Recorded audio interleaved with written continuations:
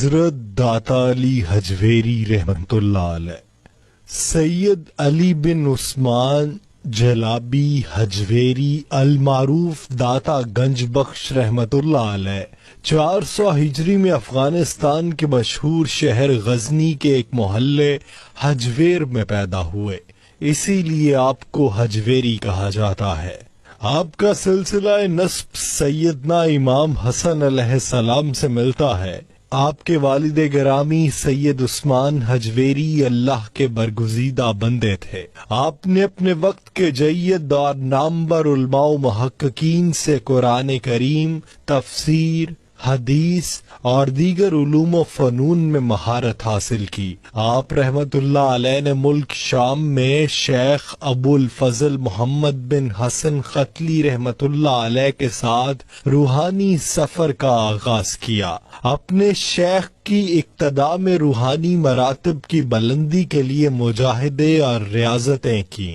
عبادت و ریاضت کا یہ معمول تھا کہ پوری زندگی میں کوئی سنت و مستحب بھی ترک نہ کیا، اور دور دراز کا سفر کرتے ہوئے اولیاء کرام کی بارگاہ میں حاضری سے مشرف ہوتے اور سلوک کی منازل طے کرتے رہے۔ حضرت سیدنا بلال حبشی رضی اللہ عنہ کے مزار انور کی زیارت کے موقع پر خواب میں سرکار دو عالم صلی اللہ علیہ وآلہ وسلم کی زیارت سے مشرف ہوئے۔ آپ رحمت اللہ علیہ نے اپنے شیخ کامل شیخ ابو الفضل محمد بن حسن ختلی رحمت اللہ علیہ کے حکم پر لاہور پنجاب کی طرف ہجرت فرمائی اور لاہور کو مستقل مسکن بنایا اور تبلیغ و اشاعت کا سلسلہ جاری فرمایا۔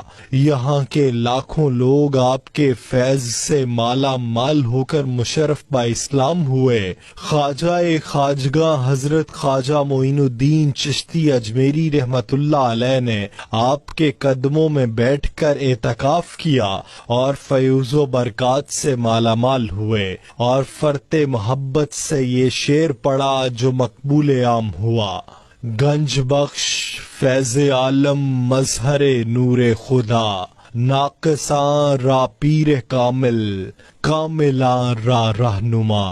آپ رحمت اللہ علیہ کا مزار مبارک لاہور میں بھاٹی دروازے کے باہر ہے، جہاں ہر سال آپ کا عرس مبارک 18، 19، 20 صفر کو بڑی عقیدت و محبت سے منایا جاتا